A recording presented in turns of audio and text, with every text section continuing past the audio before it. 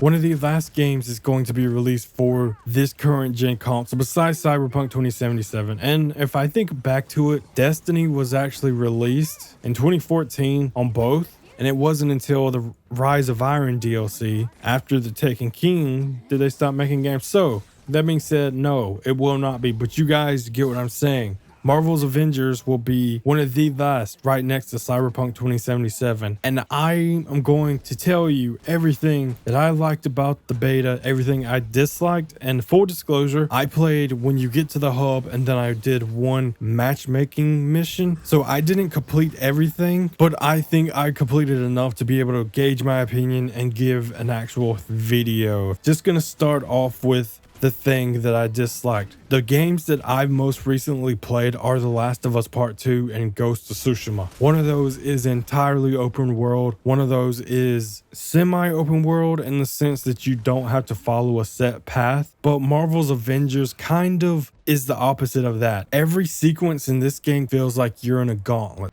You know, you have to complete this area to advance to the next stage, and then you have to beat that stage to go to the next stage. Most games have it to where it just is fluid, and this game, it's not entirely fluid. The mission areas in this game, they do feel linear. They almost feel like they're a quick time event area, but the thing that this game has going for it is that unlike Destiny, this is a new game, and that is the game that it will be compared to a lot. Destiny's enemies didn't feel repetitive until probably the third DLC in, and at that point you realize that, now that I say it, the third DLC in was the Taken King, and those enemies were kind of the same, but they weren't. And a lot of people complained that they were, even though they were different. Whereas these enemies, they're entirely different. They're entirely new. But I can see how people might say that they do become repetitive because, like Destiny 2, mission structure in this game is hit this switch, defend this, beat this wave of enemy, and once you do it again, beat the second wave of enemy. And that can become repetitive, but for me, I'm used to those types of games, and I don't dislike those types of games. I still love Destiny. I don't play it because I felt like it just became too try-hardy, and this is coming from someone who put thousands of hours in the game. But as I said though, unlike Destiny, this game is new, and hopefully any new DLCs they add, the enemies are very much different and not the same, because unfortunately that could be the path that this game goes down. While we're on Destiny, one of the things that I absolutely hate, I loathe about this is the actual armors you wear. Maybe I'm just stupid and I can't see it, but as I was playing the game and I was unlocking new armors for my characters that I was playing, I would put them on and nothing would change. Logically, it makes sense. There's a specific category for cosmetics, and you can't make armors change when it's the cosmetics themselves that makes your appearance look the way it is. And I hate that. I hate that. In the Division 2, you put on an armor piece, it changes the way you look. You put on an armor piece in Destiny, it changes the way you look.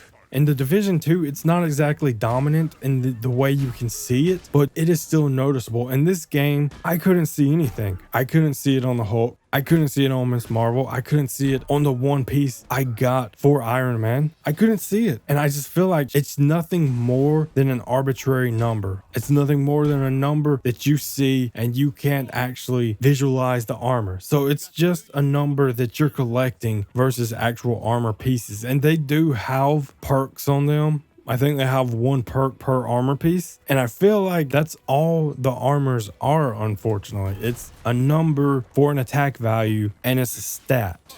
It's a perk. That is one of the things that I really want them to change in some way. I just hate it. I hate how you can't see what you're actually wearing. This game has a lot of good things going for it though. One of the better ways that this game differs from Destiny 2, at least, in Destiny 1 they had skill trees, but they weren't very much different than every other skill tree. You played one skill tree, you pretty much played every other skill tree in Destiny 1. These skill trees are specifically designed towards the characters, and the things that they can do relate directly to the character. It's not like a grenade change or your melee now has fire attached to it. It's nothing like those. The skill trees in Marvel's Avengers are specifically catered to the characters themselves. Whereas they have to design it for 6 different characters in this game, So you can look at the attention to detail that they put into this and appreciate it, unlike some other games. For me in this game, I thoroughly enjoyed the beta, and I'm definitely looking forward to playing this game more. Next week, the game will be open for all with the beta, and I plan on completing the beta to 100%. I'm going to do that, and then next week, once I've replayed the game, and I don't know if the progression from this beta will carry over to next week.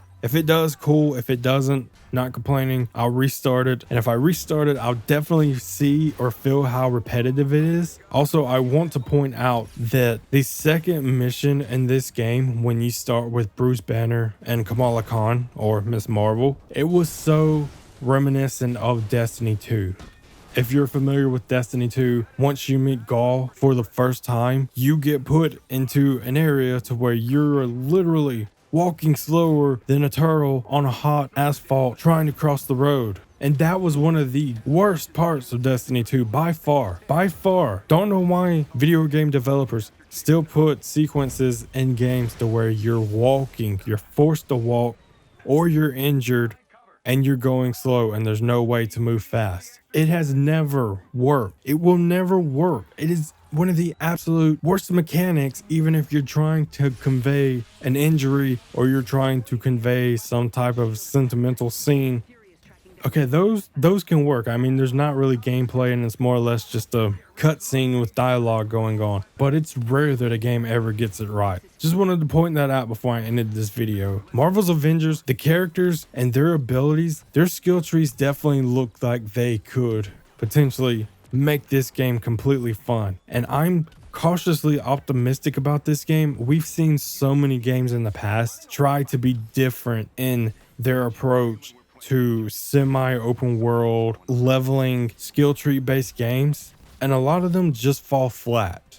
So I'm hopeful that when this game comes out, because I do plan on playing it, I plan on buying it, I plan on reviewing it, I'm hopeful that when it comes out, it will be a breath of fresh air. And if it's not, so be it. I'll give my review. If I like it, I like it. If I don't, I don't. But I hope you guys enjoyed this video. Like I said, next week I will replay this. I will probably make another video just to see if anything has changed on my opinion. And I guess we'll see where it goes from there. Hope you guys enjoyed this video, and I will talk to you again soon.